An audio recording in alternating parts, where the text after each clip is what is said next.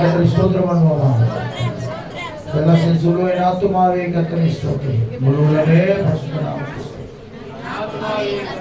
அவர் செய்த சகல உபகாரங்களும் கர்த்தராகிய இயேசு கிறிஸ்துவின் கிருபையும் பிதாவாகிய தேவனுடைய அன்பும் பரிசுத்தருடைய அன்பின் ஐக்கியம் சிநேகம் சமாதானம் நம்மோடு சகலத்தின் ஆசீர்வதிப்பாராக. அல்லேலூயா, அல்லேலூயா, அல்லேலூயா. தேவனுக்கு மகிமை, தூக்கி எடுத்தார், தூக்கி எடுத்தார் இயேசு.